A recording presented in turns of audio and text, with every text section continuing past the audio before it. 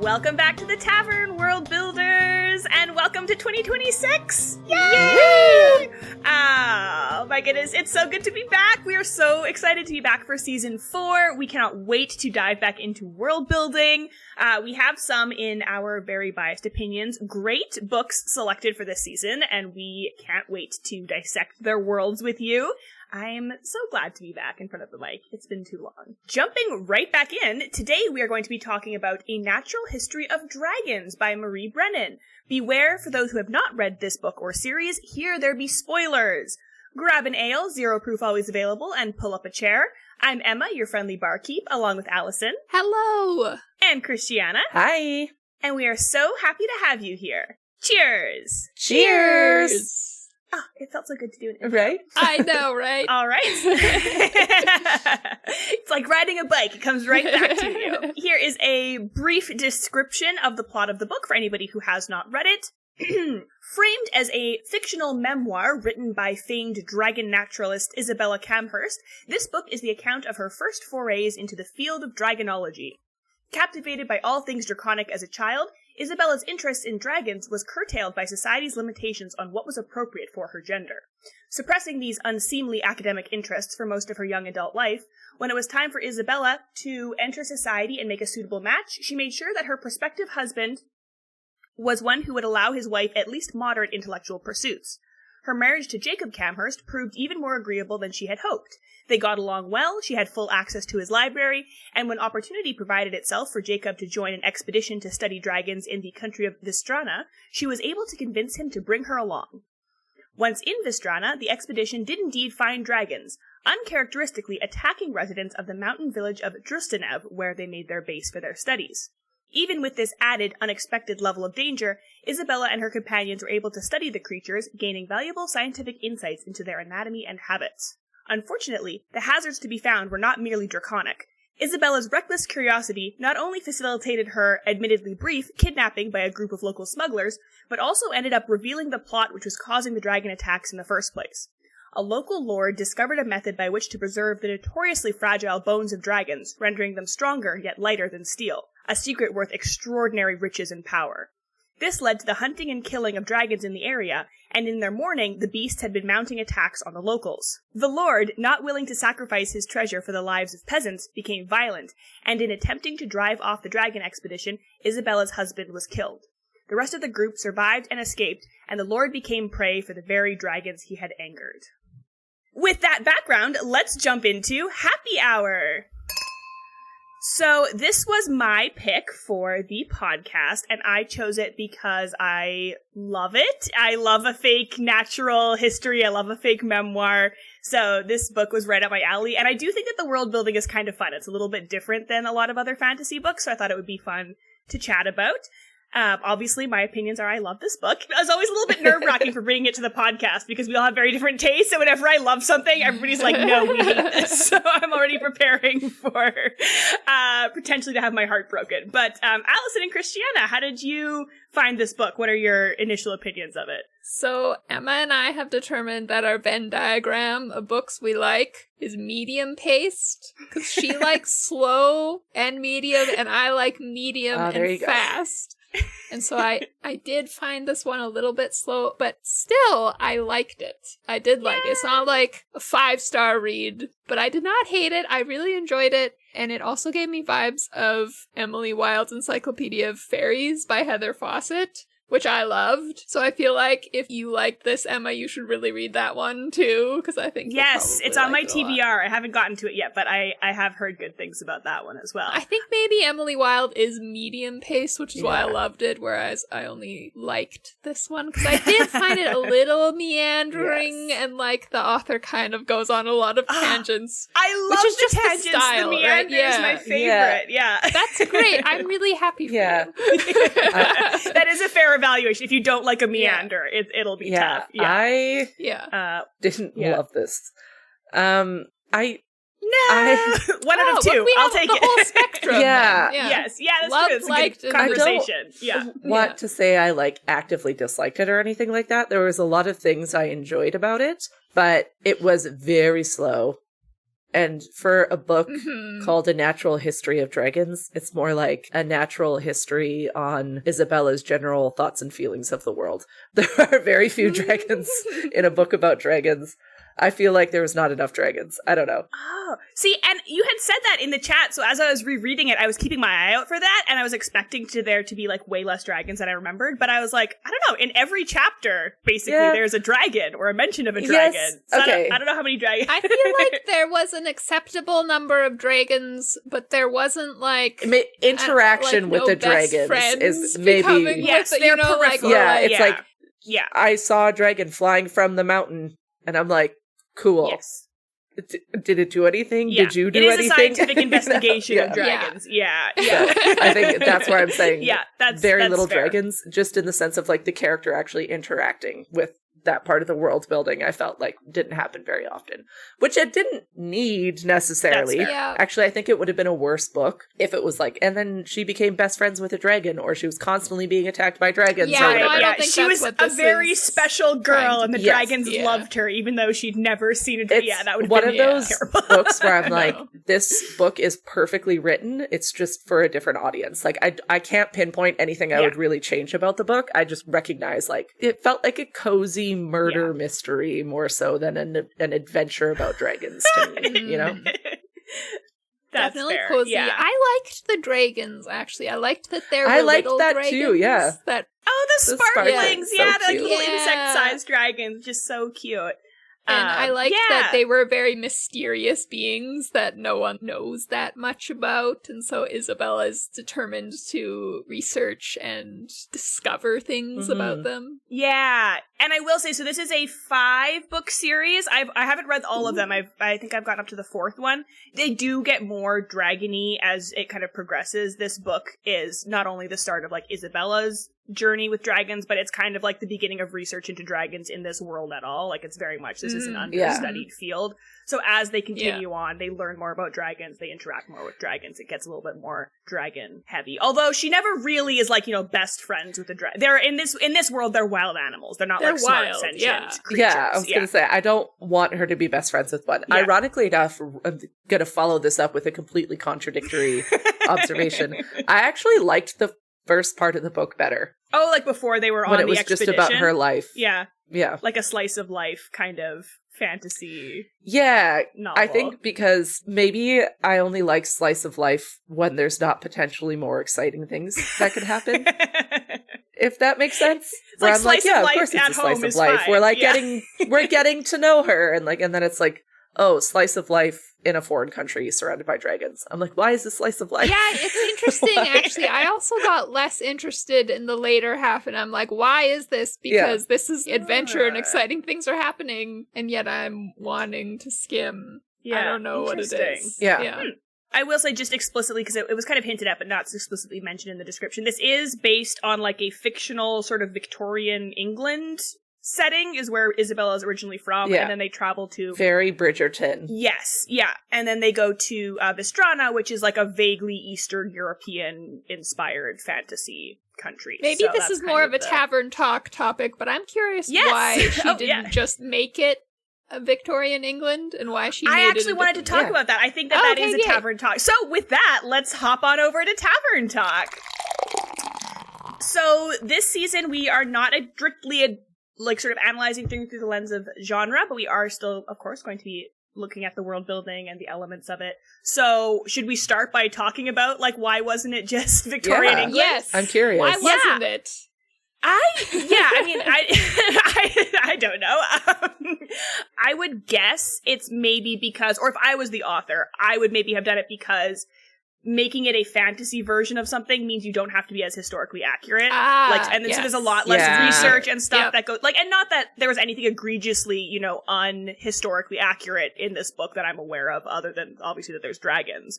But, people will be a lot more picky, I think, if you say, oh, this is 18th century England, and they're like, that fiber wasn't used in 18th century, you get a little bit more leeway. I think maybe also because they're traveling to another country, you still have to obviously be sensitive to other countries and cultures that you're basing something on, but again, you're not going to be necessarily stepping on toes the same way as if it's a fictionalized country that you can also just fun to make up your own world, and Yeah, there's no harm in that. Yeah, that's actually one of the world building elements I want to talk about was the geography, because there's quite a lot of sort of geography world building in this book. Like, there's a lot of different countries mentioned. There's a lot of different, like, towns mentioned. Mm-hmm. I thought she did a pretty good job of naming things. I always hate naming fantasy things, but I thought all the names sounded, like, good and, like, sort of plausible. They sounded realistic. Mm-hmm. Yeah. I listened to the audiobook, and every time she said Vishtrana, I thought it sounded like my name. It was throwing me for a loop constantly. It's like, what? The audiobooks are really good. If you're an audiobook listener, I feel like this one, I originally listened to it on audiobook. This time I read it. Good. Yeah. But it's really good as an audiobook, which is cool. Yeah, I like, too, in the sort of geography of it, that there was a lot of reference to other countries in the world that they didn't explicitly go to, just kind of, like, offhand mentions of, like, oh, yeah, and then in this country, there's, like, this practice or whatever, which I think made the world feel very, like, big, which is nice for kind of a naturalist adventure story. And it really did feel like, is that, like, a subgenre? Like adventure? 1800s-esque explorer? I think kind of so, thing. yeah. Because I feel like there's enough that I could think of that's kind of like that, right? Yeah. That big natural history kind of push. Yeah, I wonder around what the world in 80 days, like, kind of things like that. It's almost like because that used to be, it actually back in that time period when people were going out and exploring, that was like, it would be like travel writing was a big genre. So it's almost like this is like fantasy travel logs or something like that, which is interesting. I kept thinking of Heart of Darkness. Yeah. She mentions at one point in the book that travel writing is an appropriate hobby for women. Kind of, and so that's why she starts sort of doing it that way, and then it turns into actual research writing. Yeah. I did love the framing of this book as a memoir. Like, so it's very fun because, like, the narrator is an elderly version of Isabella who's recounting her stories as a young person, which is very fun because, like, I think we've all gone on record. We love an elderly protagonist, especially like an elderly woman protagonist. Is like she's very sassy. She like also like comments on her own behavior of like, I was so foolish back then to have done this thing, and I would never do this now. Which was fun. And I think, Christiana, you observed that, I think in our group chat you were talking about how that kind of affected the stakes a little bit of like knowing that she would survive. Do you want to talk about that a little bit? Yeah, which makes sense. And there's still ways to do it with high stakes. And I think I thought about actually after that conversation where I'm like, yeah, as soon as it's a memoir, you know that she's going to survive everything that is thrown her way, right? We don't necessarily know the state of her survival in this book, right? We don't know if there's been lasting injuries or things like that that could have significantly impacted her. I don't know. I've only read the first book. But you can make stakes quite high. And I'm thinking of Titanic because this is exact same setup, right? Mm-hmm. And in Titanic, you kind of forget that this is elderly Rose telling the story. Yeah. And you really do kind of feel like Rose might die at some point. Yeah. And I feel like we didn't get there with this, but I was genuinely surprised that they killed her husband. Yeah, I mean, that's also to do stakes. I was really surprised by that. You spoiled it for me. Well, I said someone dies. Yeah, you said someone dies, and immediately my editor brain went to, it's him. Who are you going to kill? Jacob. This is the guy it's going to be, and then it was. So it's your own brain spoiled it for you. You're too smart. Yeah, I was going to say. I mean, I was trying to be coy. I know. I generally know how stories go. Yeah. But it's a really interesting question of asking if you're writing from a memoir type POV point of view, like this book is written in, can your main character die? And I think it could, because you could have like the memoir just stops and then, someone else picks up and tells you what happened after, or something like that. Like you wouldn't necessarily have to keep your character alive, but it is general convention that they do live. Yeah. And I mean, there's also things of like, any kind of, even if it's written in first person, chances are they don't die, because that again would provide some people hamper. say and, like, that, also, and I'm always like, I don't get that, because when I'm reading in first person or any point of view, I still feel like I'm there in the present. Yeah. And like, they could narrate their own death and it would work okay. They could, it would be fine. but they usually don't. They usually don't. So like It's 95%, you're pretty. And I mean, also there's stakes don't always have to be, you know, A, life or death, and B, doesn't have to be life or death for the main character, right? Like in this, we had other like Signet, her husband passes away. That's very difficult on her. There's also in future books, there's sort of like stakes of like her professional reputation and like her standing in the scientific community, and like that's at stake. Yeah, which death for her is kind of a option. bigger deal than even. I think she'd rather die than like be seen as a bad scientist. So I actually thought the stakes were super high when she was trying to convince her husband to let her go. Yeah, I was like, she'd be so miserable expedition if she in the stays first home. place. Yeah. Yeah. And that's another one where it's like, obviously I know she's going to end up being a famous professor in dragonology, so she's going to get there somehow. But is it going to be this mission? Yeah. Like, is this the expedition that's going to make it happen? Yeah. Like, I genuinely felt like tense, especially when she has like that blow up fight with him over dinner, being like, I feel like I'm drowning or whatever she's saying. Like, and I was like, whoa, like that's intense. Yeah. I do wonder if maybe that's why the back half of the novel felt less compelling, because like we know her biggest thing is she wants to go see dragons. So she kind of achieves that halfway through, right? Where she gets to go on the expedition, and you're like, well, she's kind of already achieved, like obviously she wants to do a lot more, but she's kind of achieved a big step like already, she which wants is even this getting thing to go. so bad, and then she gets it halfway through. Yeah. I think maybe what could have raised the stakes for me a little bit more is I think, and I understand in a memoir, you can't like fully be in someone's head in the same way like first person present tense is kind of thing. When she's talking about this expedition and then later how it led into later expeditions, she's almost like putting herself down a lot in the narrative of like, oh, and like I really wanted to be a professor, but I knew that that wasn't proper for a lady, so I kept my head down, which is fine and probably the smart thing to do in that situation, because then it did open more doors for her. But I would have liked to hear her reflecting on how, like, that battle of wills inside of being like, well, I have to just be happy with what I got, but I wasn't happy with just that kind of thing. Maybe that would have brought it up a little bit more for me. We get a little bit, because we do get, because originally, right, like her kind of like idea of what she can have changes throughout the novel. Like at the beginning of the novel, it's just like, I just want a husband who will let me read his books, because like her dad wouldn't let her read like his science books, right? So like she had a list of potential husbands it's with like libraries circled, underlined 5 times. So it's like, it's that, and then it raises to like, then she's like, but I could maybe get my husband to go on this expedition and he could tell me about it. And then it's like, maybe he'd let me go. And then she gets to go, and now she's like, no, I need to be a dragon naturalist. Like my other wishes are no longer good at, like, I now need. So we do kind of see her kind of opening up to what is possible for her, or what she thinks she wants, which is kind of cool.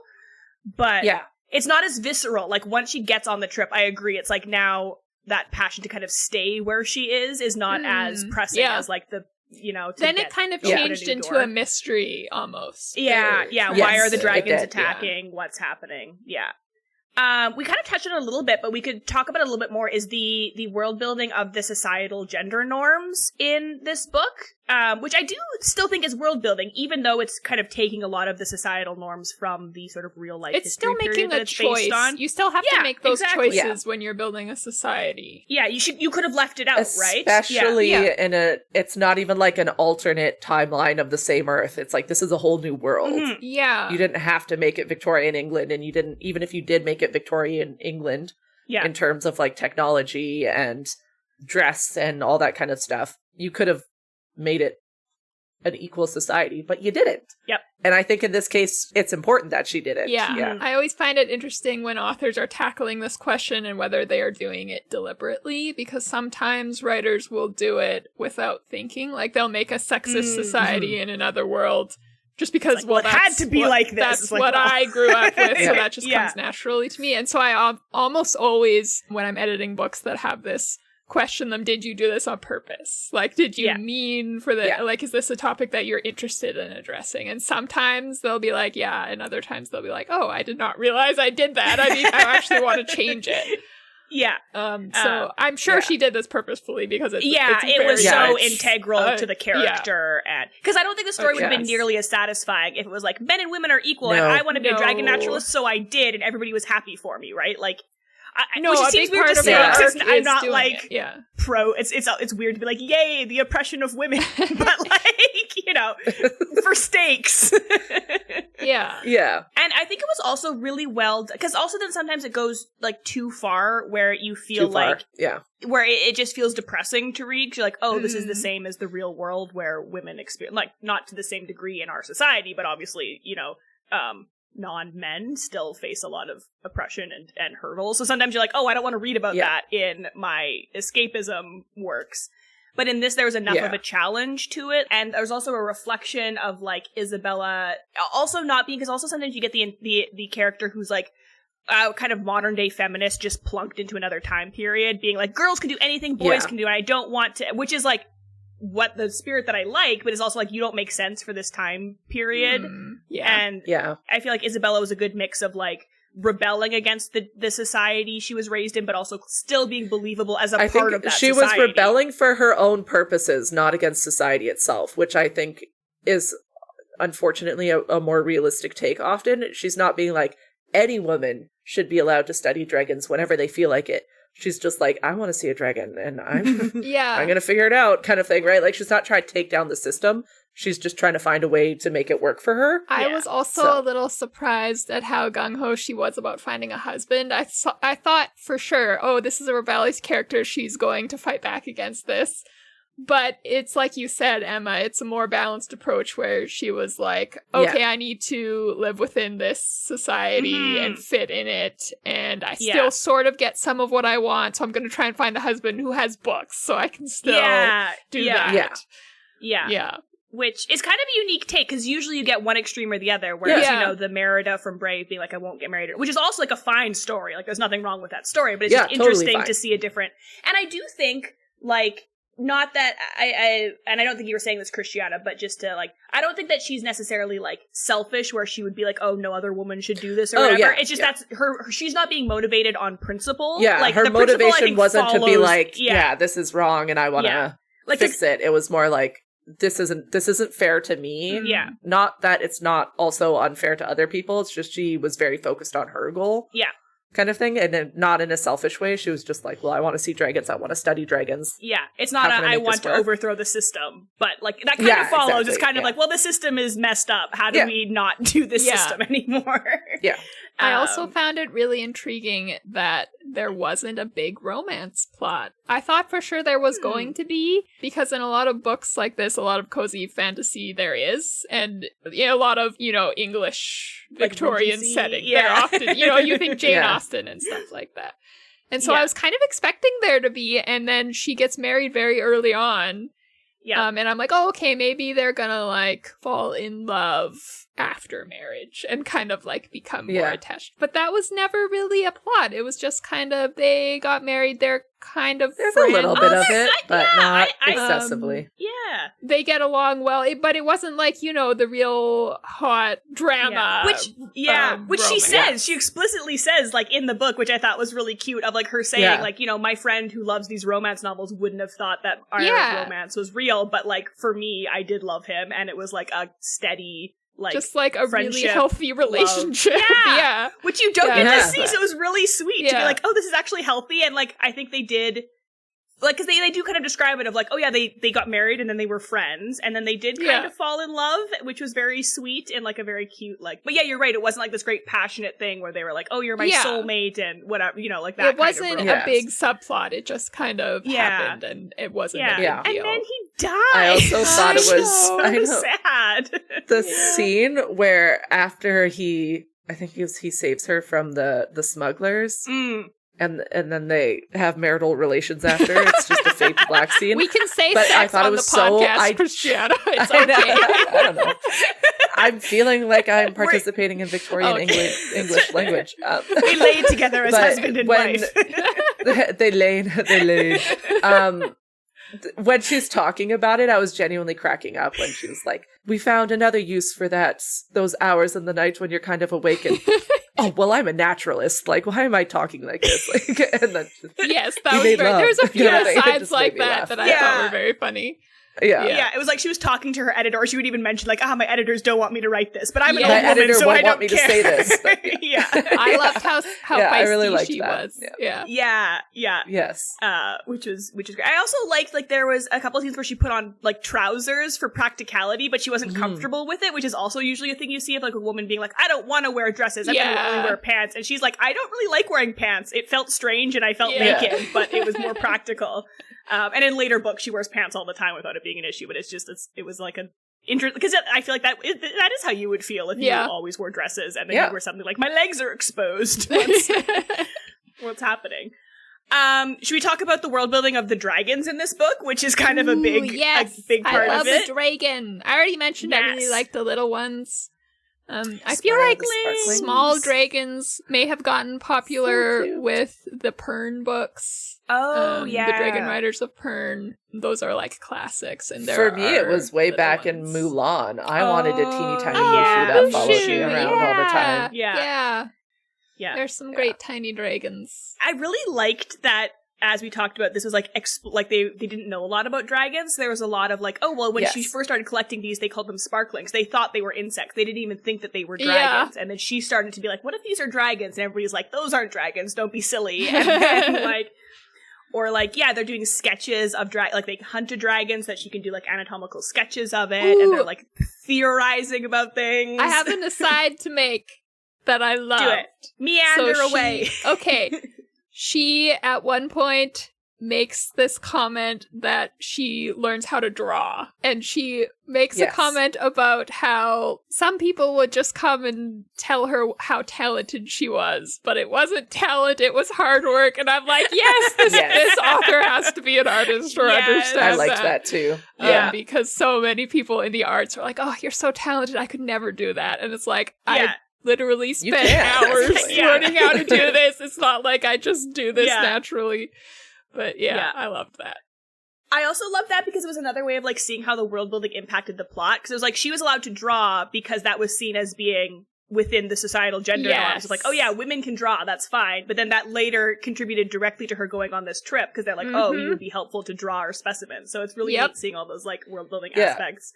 Same together. with her interest in horses when they're like, you can't be interested in dragons. She's like, well, what's another big beast I can look at kind of thing.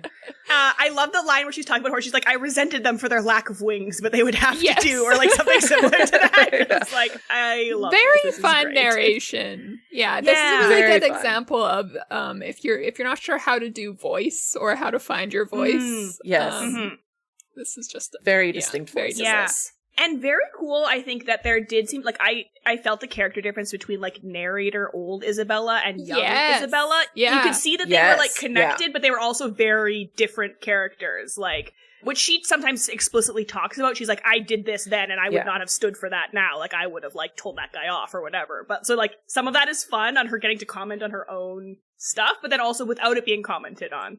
I found myself really relating to that. As an adult, I'm like, I'm quite different from how I was as a kid or a child. If I could fist fight 19-year-old Christiana, it'd be on sight.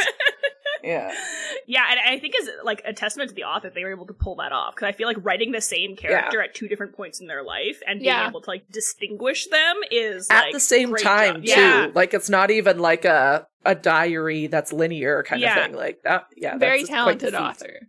Yeah. Some of the other world building that got done in this book was language. So she didn't go as far as, like, you know, Tolkien, which very few do, and I don't think we should aspire to, frankly. But there were, like, words of other languages that were thrown in, which I thought was cool, because I suck at doing that. Like, I feel like I can't do, like, even if I try and make up one word in a fantasy language. Did she make I thought she was maybe using something else, like... Oh, did she make it up? Like a real life language? I don't know. Vaguely, like, Cyrillic-based languages. Like, it... To me, like, I don't speak any, but like growing up in a Ukrainian household, to me, it was like Ukrainian, Polish, and Russian. They're all distinct, but sound very similar.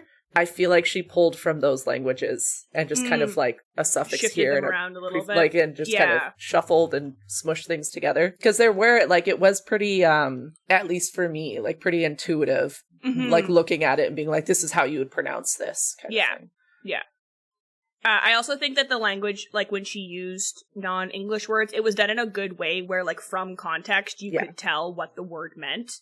Because it's always, I think it's always very frustrating when there's just like, you know, either large chunks of text in like a fantasy language that's then either like never explained or then is directly one-to-one translated, and you're like, okay, well, what was the point of having what was this the point? language? I think that's a thing you'll see in lots of new fantasy writers because they get really excited that they made up a language and they want to use it. And it's like, but it's actually better used less than more because of that very reason. Yeah.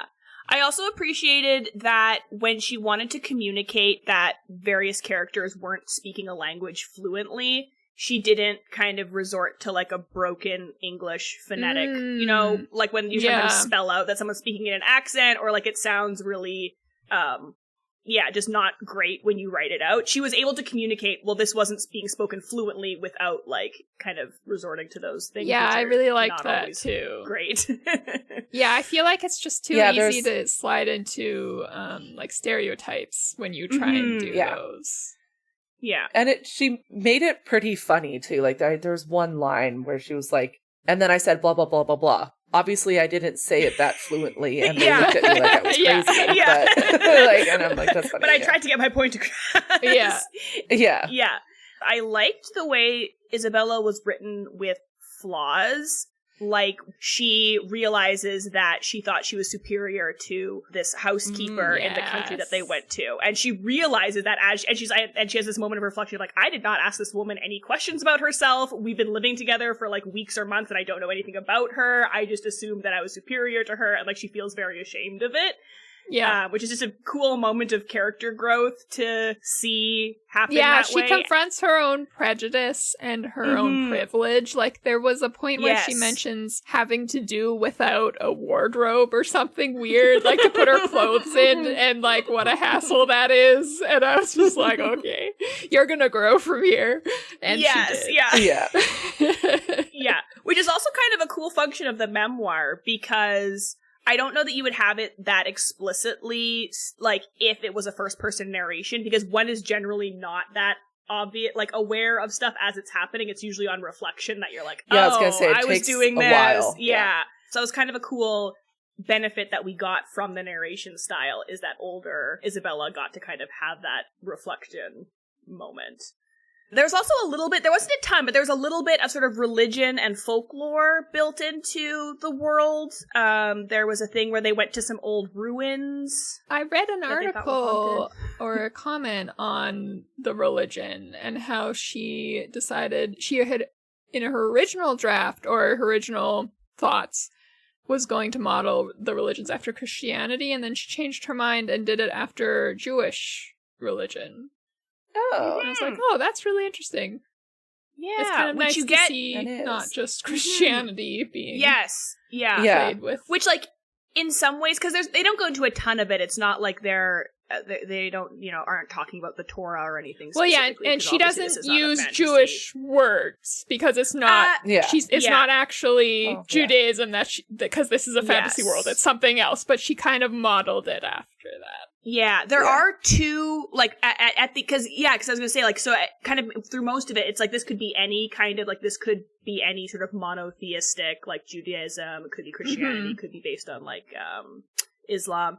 At the end, though, when they do say that they sit Shiva for Jacob after he dies, which is, like, a Jewish grieving. On that, actually. Yeah. And they do also mention the Sabbath as, like, they go to the tabernacle on the Sabbath. There's like, a little bit, so that's what I included, and I was like, this is based on, like, Judaism. That's cool.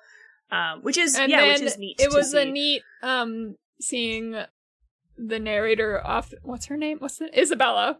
Oh. Isabella often talks about comparing her religion to theirs and how theirs is kind of like a different sect and it's more barbaric or she thinks it's more barbaric and how but they sort of participate to not make the locals mad at them.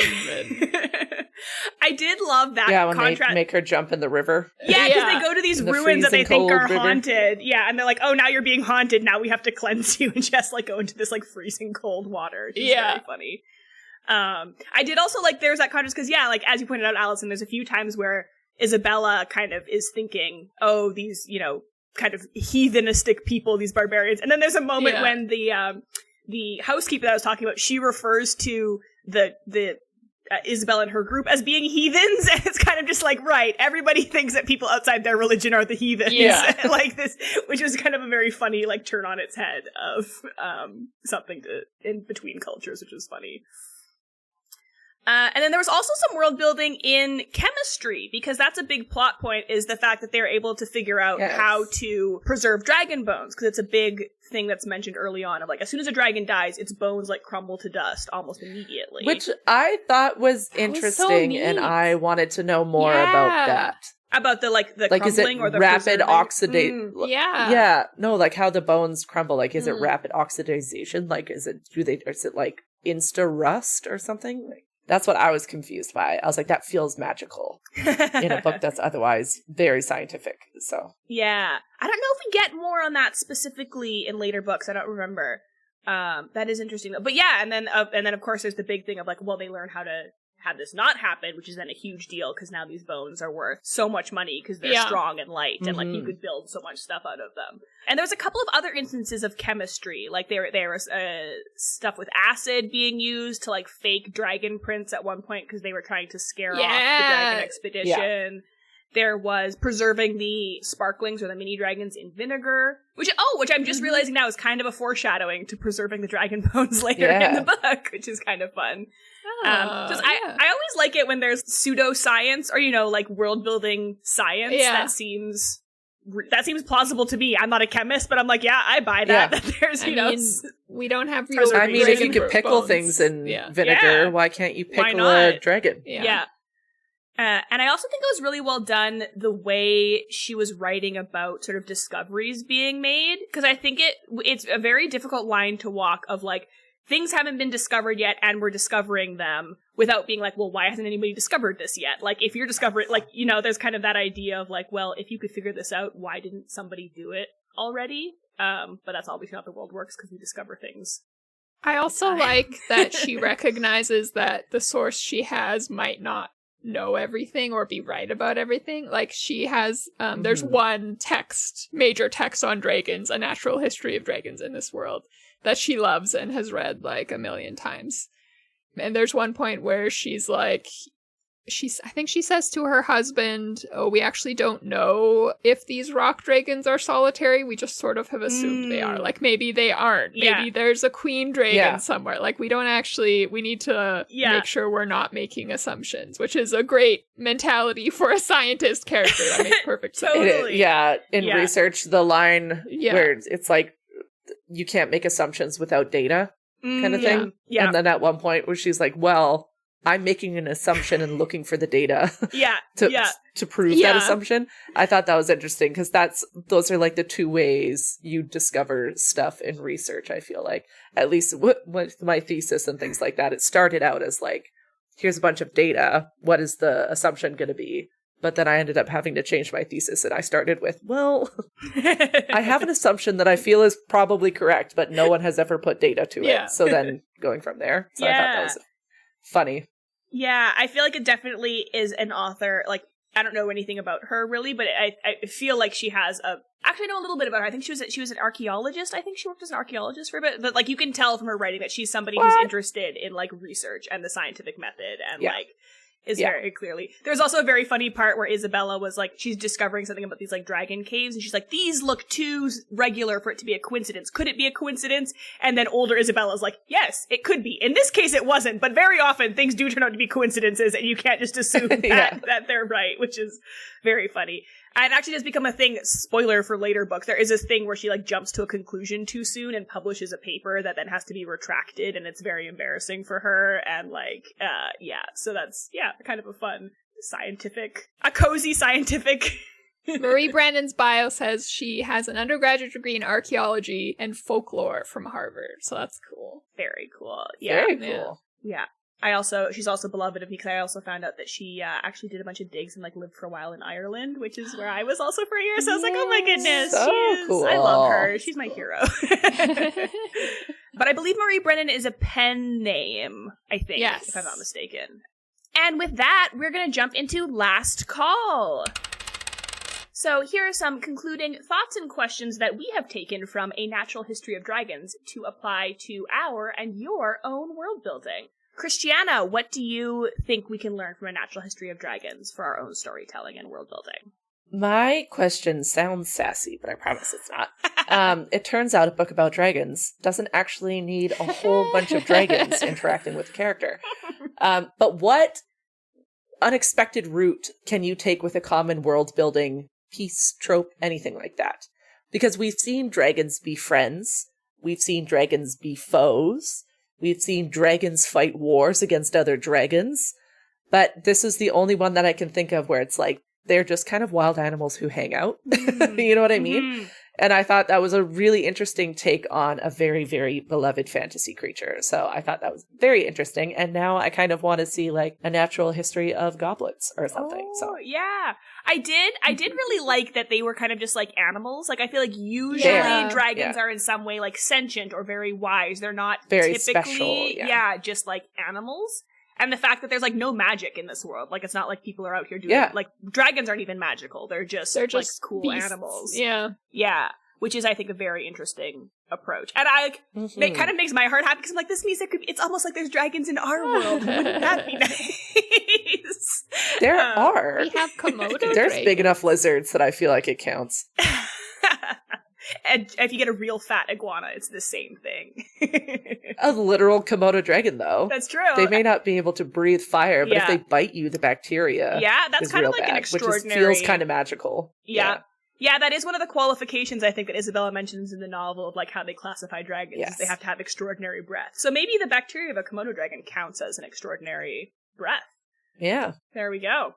Allison, what did you take away from the novel to apply to world building? I have a similar thought to Christiana in that I really liked how Marie Brennan did some unexpected things with tropes and with the genre itself, and I'm sure I've said this before. I think it's really useful to understand the tropes of your genre, and then you can decide which ones am I going to embrace, which ones am I going to subvert, how can I make this slightly different or unexpected, or interesting to read about for readers who already know and love fantasy. So a few things that we already mentioned in this episode, like the romance plot being a big thing. I know a lot of writers are like, well, it has to have romance to be marketable.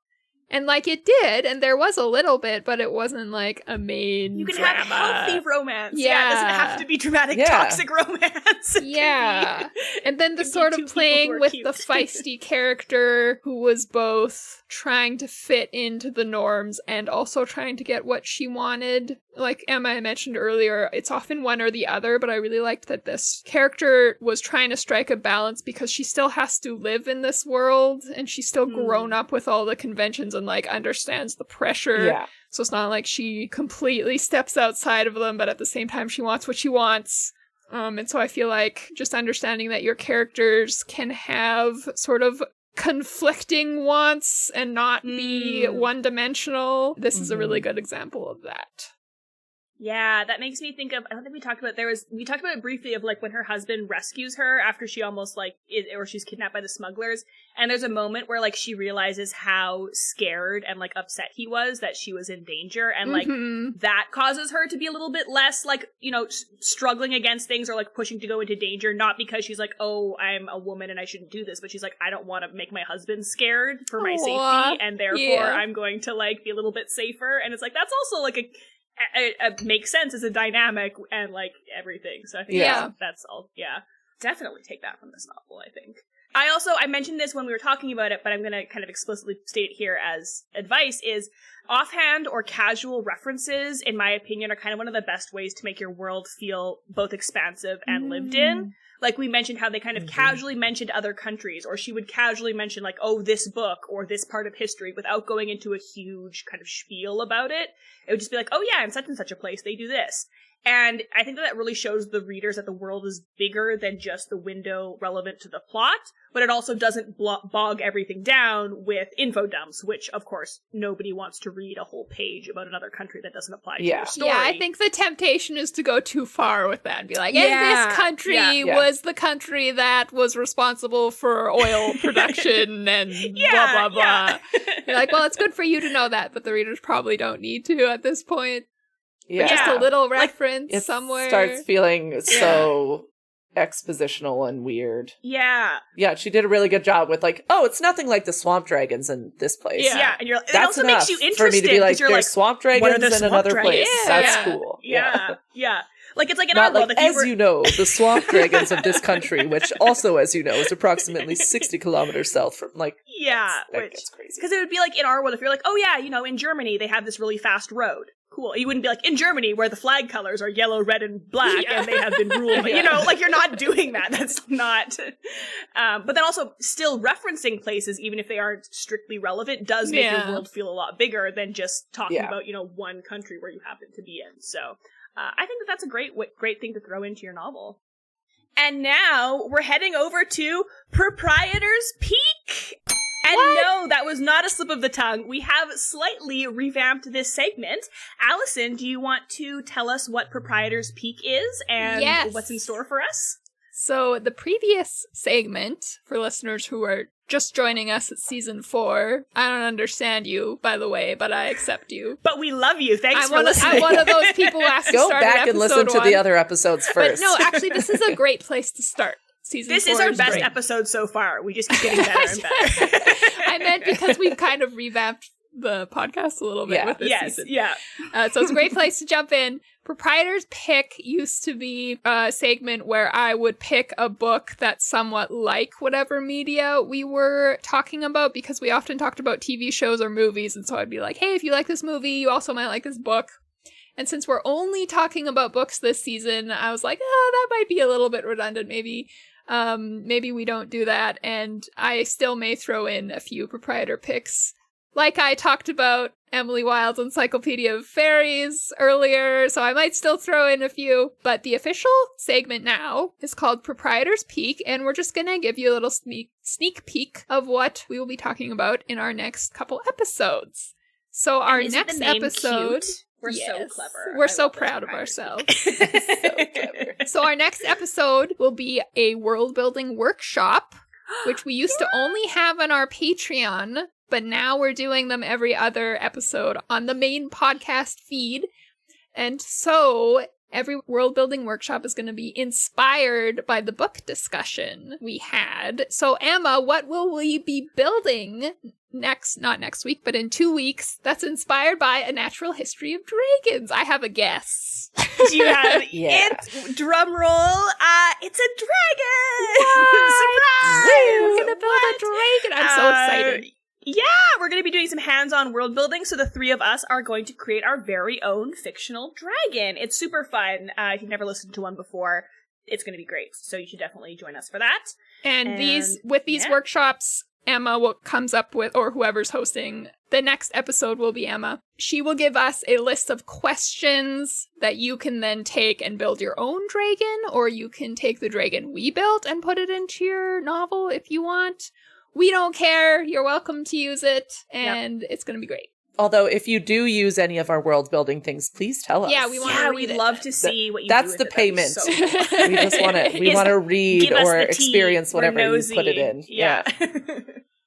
Then our next tavern episode, which will be beginning of February, we will be discussing Lucky Day by Chuck Tingle. This is Christiana's pick. So, Christiana, what is this genre? Why should we be excited about reading this for February? You should be excited because I've been trying to get these guys to read a Tingler since we've started this podcast. And I've finally succeeded.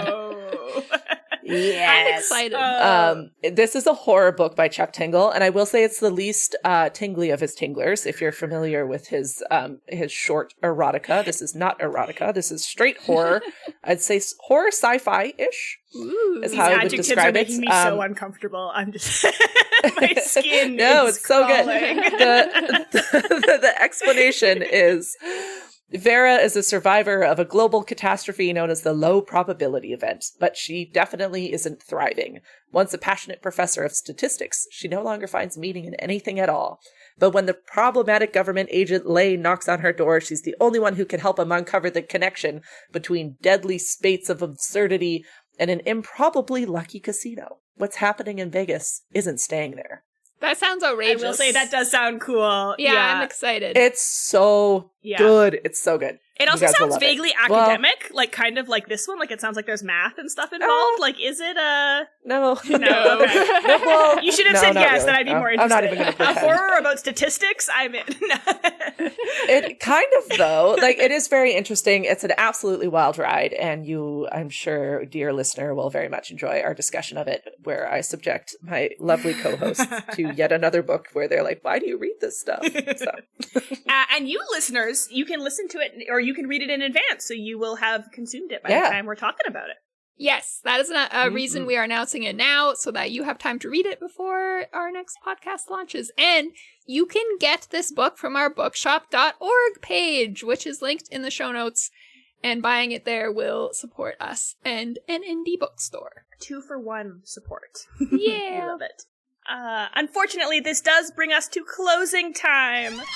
We would love to stay longer, but these rare and scientifically invaluable natural specimens just aren't going to identify themselves, are they? Ooh. Support the podcast by joining our Patreon, where you can access bonus world-building workshop episodes from seasons past. And if you want a free way to show us love, we would super appreciate it if you left us a review on Apple Podcasts or your podcatcher of choice. You can find us online on our Discord, where we chat about books, writing, and world-building, on TikTok, and at our website, www.worldbuilderstavern.com.